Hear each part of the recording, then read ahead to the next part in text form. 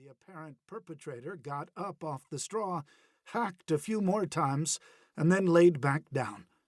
I glanced at Kim, catching her eye. Neither of us spoke. There was no need to. A cough, even the soft, muffled variety such as this, was reason enough for concern, especially this deep into the race. We knew what it could mean. Aspiration pneumonia. There are specific things to watch out for in racing dogs. At the top of the list, or very close to it, is aspiration pneumonia. If a dog vomits during the run and then proceeds to inhale some of that material, the results can be devastating. Regurgitation can result from eating spoiled food, ingesting foreign material, or inadequate digestion time. Most of us have been warned to wait half an hour after eating before you swim. It's the same for racing dogs resuming their run. Vomitus is laden with bacteria and viruses that are harmless if they stay in the digestive tract, but dangerous if they access the respiratory system. And aspiration pneumonia can develop in as little as 48 hours after a dog breathes in the offending material. Instantly, I was on my feet.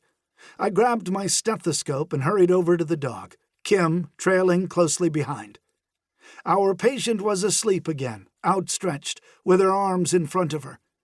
When I touched my stethoscope to her chest, she lifted her head slightly and gave me an irritated look. I listened quietly. Detecting aspiration pneumonia can be difficult at an early stage, as there are only ever subtle differences in lung sounds. If it had developed a little, her lungs would sound like someone crinkling wax paper. Relief. Her lungs sound clear to me, breathing normal. I turned to Kim.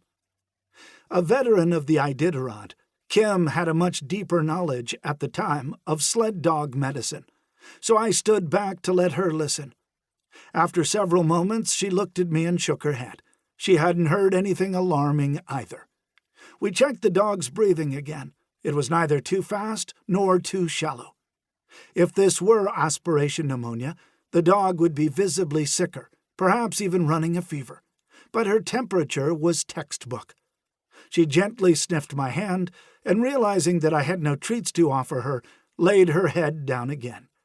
She might have just snorted in a stray piece of straw. Kim, usually so cheery, rocked on her heels, still looking intently at the husky.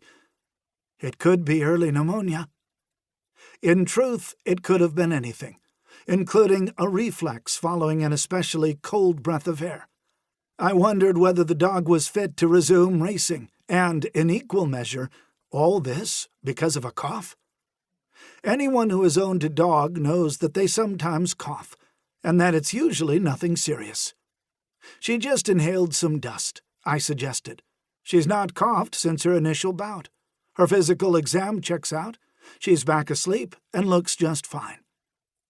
I could tell Kim was hesitant.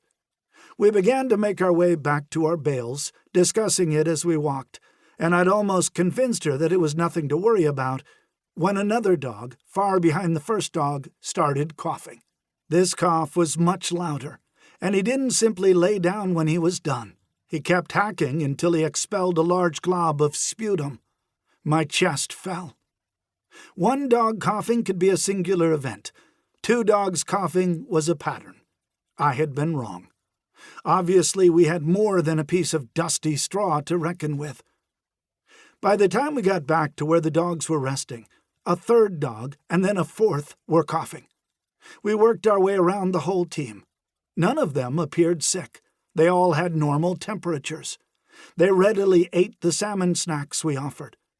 Whatever this was, it was affecting 4 dogs all at the same time, with no other outward symptoms. The most likely explanation, then, was that a contagious respiratory condition, either viral or bacterial, had passed between them.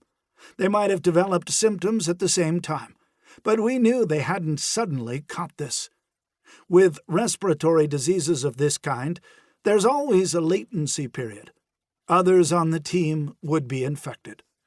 As Kim and I came to terms with this new development, the day shift veterinarians began to trickle over from the bunkhouse, morning coffees still in hand.